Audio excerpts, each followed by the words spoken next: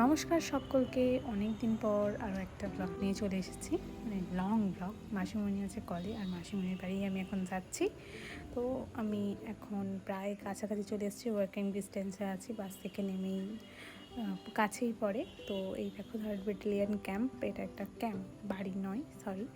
তো এখানের মধ্যে দিয়ে ঢুকতে গেলে এখন অনেক প্রসেস মেনটেন করতে হচ্ছে। আমি 1 বছর আগে এসেছিলাম, তখন এত কিছু ছিল না। এখন ঢোকা বেরোনো সব টাইম এন্ট্রি করে ফোন নাম্বার দিয়ে তবেই যেতে হচ্ছে। তো এখন আমি ভিতরে ঢুকে গেছি।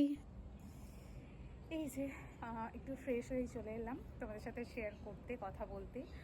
দেখেছো ক্যাম্পের মধ্যে ঢুকে গেছি, তারপরে আমি একটু এসে ফ্রেশ হলাম, একটু খাওয়া দাওয়া টুকটাক করলাম, করে একটু স্নান, মানে ফ্রেশ হওয়াটাই আর কি। তো করলাম, করার পরে তো এখন একটু স্কিন কেয়ার করবো। কালকে 15ই আগস্ট, যার জন্য স্কিন কেয়ার করছি একদমই ভেবো না। অনেকদিন স্কিন কেয়ার কিছু করা হয়নি, যার জন্য একটু স্কিন কেয়ার করতে লাগবে। আর হচ্ছে সেটা হচ্ছে 15ই আগস্টের জন্য তো ক্যাম্পে আসা, দেখবো যে কীরকম কী অনুষ্ঠান হচ্ছে না হচ্ছে। আমার বেসিক্যালি এগুলো খুব ভালো লাগে। আর একটা যেটা হচ্ছে পরের দিন জন্মাষ্টমী। জানি না আমার এখনও পর্যন্ত জন্মাষ্টমী কোথায় কাটবে, যদি এখানে কাটে তো খুব ভালো কথা, যদি বাড়িতে কাটে তাও খুব ভালো কথা। যেখানে আমার গোপাল আমায় রাখবে সেখানেই আমি থাকবো। তো চলো দেখি এখন স্কিন কেয়ারে কী করি, তোমাদের সাথে শেয়ার করি।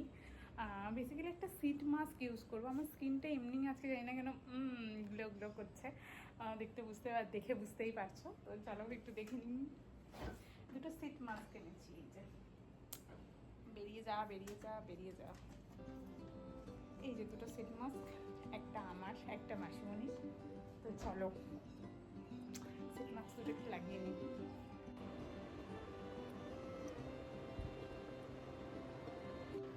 আমার কম হয়ে গেছে এখানেতে, এগুলো অনেক হয়ে গেছে, এগুলো আমার নয়, আমার মাসিমণির।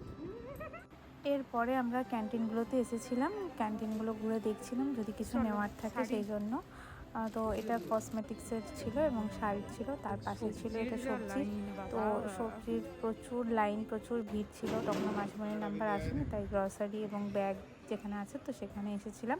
আমার বেসিক্যালি একটা ট্রলি ব্যাগ নেওয়ার ছিল, যার জন্য যাওয়া। তারপরে আবার গিয়ে ওই সবজি ক্যান্টিনের কাছেই চলে গেলাম। তো সবজি ক্যান্টিন থেকে তখন মাসিমণির নাম্বার পেরিয়ে গেছিলো, একটুখানি ওয়েট করার পরেতে জিনিস নেওয়ার পরে ঘরে চলে এলাম। তারপরে একটা ইনসিডেন্ট কি হলো, মুড়িগুলো দে, কড়াই বেঁধে দেবে।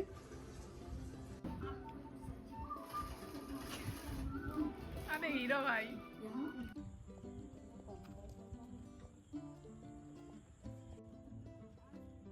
চলো।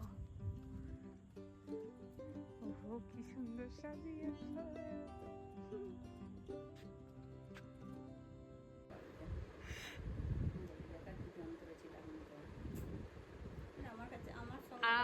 একবার বলো আমার মা কিরকম যন্ত্র ছিল।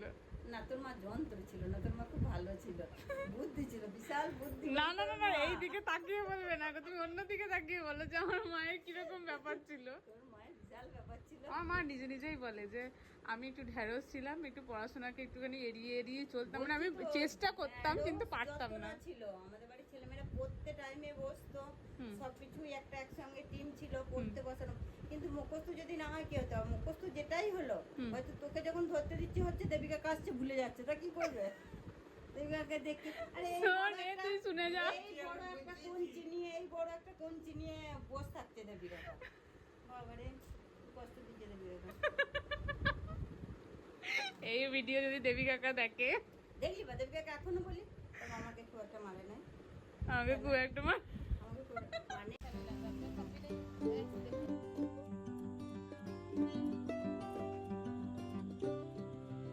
হ্যাঁ এবার টাটা করে দাও, টাটা।